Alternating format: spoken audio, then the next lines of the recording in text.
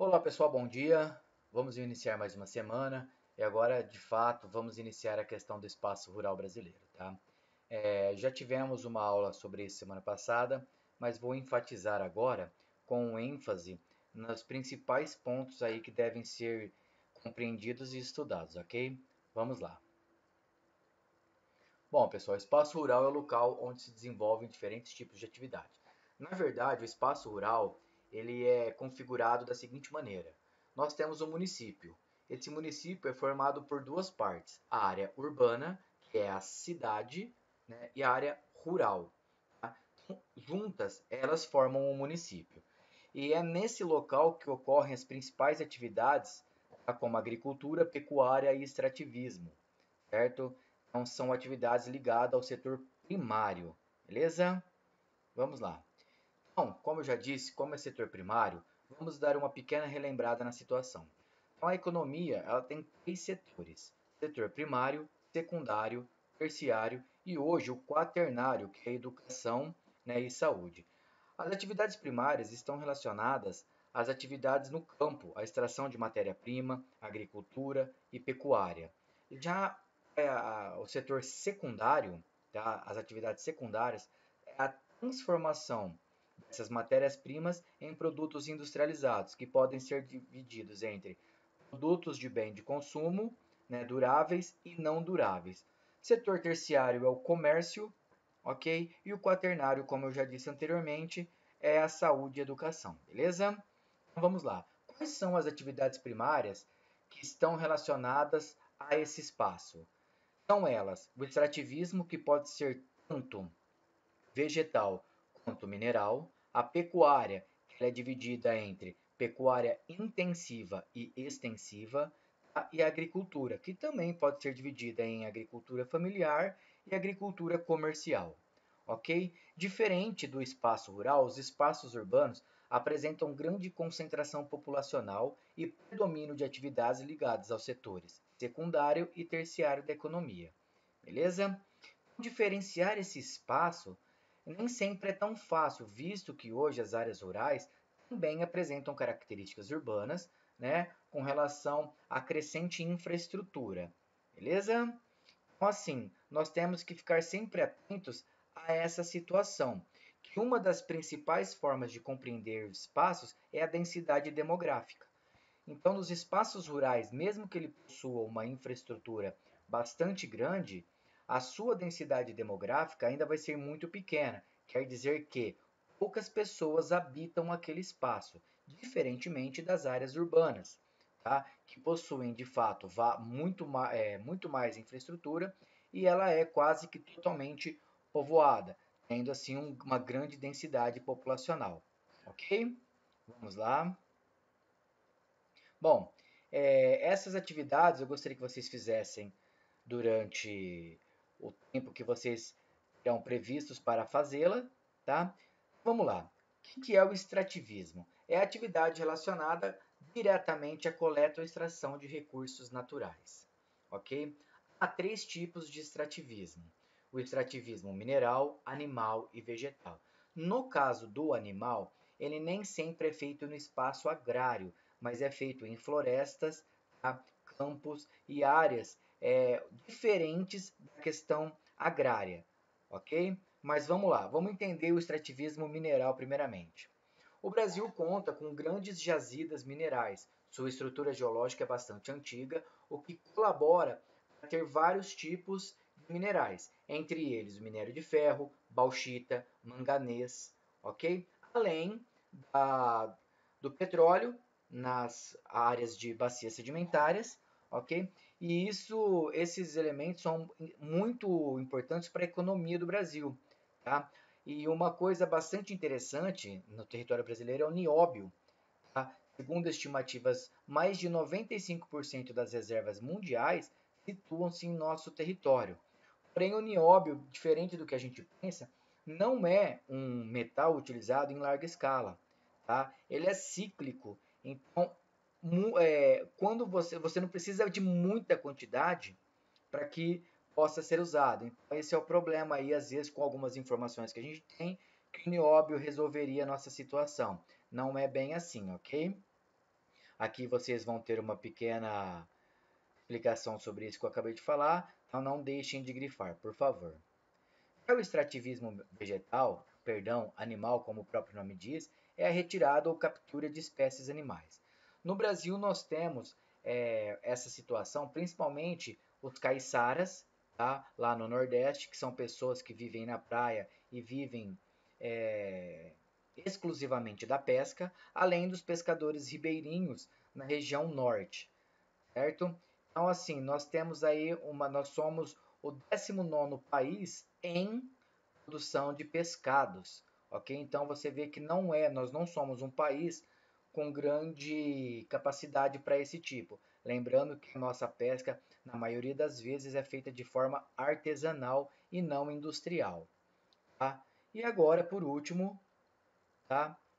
O tráfico de animais silvestres, que é algo que acontece muito em nosso país, por exemplo, por conta da grande biodiversidade, tanto na floresta amazônica quanto na Mata Atlântica, e isso é uma situação bastante grave, e o Brasil vem crescendo muito através do IBAMA a fiscalização para impedir que isso aconteça, porque é de uma crueldade muito grande, e o extrativismo vegetal, que é a atividade econômica voltada à exploração dos recursos vegetais, por meio de extração ou coleta dos produtos, né, como madeira, fibras, sementes, raízes e frutos. Essa atividade é muito importante para povos do Norte e Nordeste também, que vivem quase que exclusivamente da retirada dessas situações. Tá? Lembrando mais uma vez que nem sempre o extrativismo vegetal ocorre de forma lícita, muitas vezes ocorrendo de forma ilícita, tá? Com a retirada de madeira das grandes florestas, de maneira bastante cruel também, não respeitando as leis que vigoram em nosso país. Então, como eu já disse, a região onde mais se pratica o extrativismo vegetal é a norte. Os produtos retirados são madeiras em tora, o açaí, a castanha do Pará, o látex, ok? E, entre outros, no Maranhão e no Piauí, destacam-se a produção de babaçu e carnaúba, na região da Mata dos Cocais, no Nordeste. Bom, pessoal, algumas empresas brasileiras também vêm trabalhando muito na questão de sustentabilidade, como algumas empresas de cosméticos que trabalham de maneira responsável, ilícita e melhorando as situações desses povos comprando produtos deles, ok? De cooperativas formadas por populações que vivem nessa região e dependem desse extrativismo para viver. E isso é muito interessante do ponto de vista ambiental. Tá? A, a biopirataria é uma outra situação que vem acontecendo. Aqui é a exploração e manipulação e a comercialização de recursos biológicos, tá? Tem acontecido nos últimos anos, principalmente na indústria farmacêutica. E isso é muito complexo porque faz com que coisas retiradas daqui são levadas para outros países e podem causar uma grande confusão no que diz respeito às questões biológicas. E isso a floresta amazônica é a mais afetada com relação a isso, tá? Então a gente tem que ficar muito atento a essa situação. Bom, as atividades que vocês vão fazer para mim logo após a aula, tá? Página 7, por favor. Vamos agora à pecuária. A pecuária é uma importante atividade econômica, desenvolvida também no espaço rural ou agrário brasileiro. Podemos defini-la como conjunto de práticas e técnicas cujo objetivo é a criação de animais com fins comerciais. Ok? Está relacionada principalmente à criação de bovinos, mas também podemos citar a criação de suínos, porcos, galináceos, galinhas e frangas, equinos, cavalos, caprinos, cabras e bodes, ovinos, ovelhas, entre outros. Tá? Aqui você vai ter um gráfico com as principais percentuais produtores em cada região do Brasil. E a gente vai ver que o Sul aparece com mais da metade da produção de suínos e frangos do Brasil todo, tá? Então, principalmente em Santa Catarina e no Paraná, são grandes produtores, tá? E no Rio Grande do Sul, que é um grande produtor de bovinos. Tá? A gente pode ver aí que é a criação em massa, né? Tanto em Cunha Porã, de frangos quanto suínos aqui em Tunápolis, Santa Catarina. Bom, a pecuária brasileira, como eu disse anteriormente, ela é dividida de duas maneiras. A pecuária extensiva, que forma de produção na qual o rebanho fica solto em pastagens, com áreas maiores, se comparadas às de pecuária intensiva. Utilizam-se técnicas simples e baixo investimento, porém, né, o ganho aí de peso é bem mais vagaroso em comparação à intensiva, que é uma forma de produção em que são empregadas tecnologias mais sofisticadas, como monitoramento e acompanhamento do rebanho com veterinários, tá? Além de seleção de raças, e isso envolve um grande investimento, porém o retorno é bem mais rápido, ok? Então a gente tem que entender essas duas situações aí. E há também uma modalidade semi-intensiva, no qual o rebanho, apesar de ser mantido em pastagens, recebe o acompanhamento e com o uso de pouca tecnologia. Tá? Essas atividades ligadas ao espaço rural apresentam características peculiares e são bastante diferentes, tá? Dependendo de cada uso e do uso de tecnologia que são feitos. Hoje, felizmente, a tecnologia está muito presente, mesmo nas questões, tá? é, da pecuária extensiva. O monitoramento dos bovinos tem se aplicado cada vez mais para o melhor controle, principalmente dos problemas aí, sanitários. Bom, aqui esse texto é bastante interessante, que a genética e a robótica na pecuária intensiva, né? O melhoramento genético aí hoje é uma realidade muito comum nas grandes fazendas. E agora a gente vai falar da agricultura para encerrar. O Brasil é historicamente um país agroexportador. Desde seu descobrimento até os dias de hoje, ele tem grande importância no cenário mundial na produção de alimentos, tá? Então, a gente tem que entender que ele é o segundo maior exportador agrícola do mundo e maior fornecedor de açúcar, suco de laranja e café, tá? Então, o Brasil, por essa importância, ele tem esse espaço rural que ele possui é de grande importância a sua manutenção. Tá? Então é para isso que aqui no Brasil existe algumas leis para o uso da terra.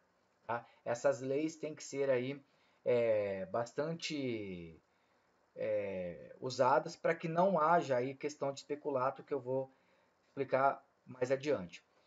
Então, quer dizer, o Brasil ele não tem ainda bastante subsídio agrícola, que é o quê? O subsídio nada mais é que um recurso oferecido pelo governo federal, tá, para que ele cresça.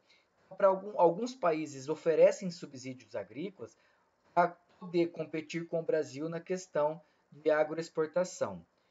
Tá? Então esse é um grande problema hoje que o Brasil enfrenta. O Brasil ele investe pouco em subsídio, enquanto outros países investem muito para poder concorrer de maneira bastante próxima ao Brasil com relação às suas exportações.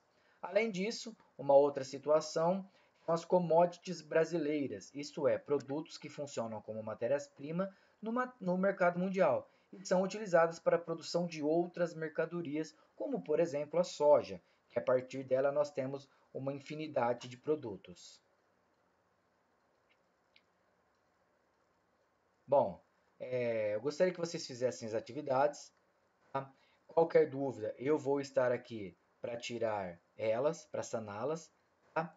E conforme for aparecendo as dúvidas, durante todo o período da aula, eu estarei à disposição para vocês para tirar aí qualquer que seja elas, ok? Um beijão para todos e até mais.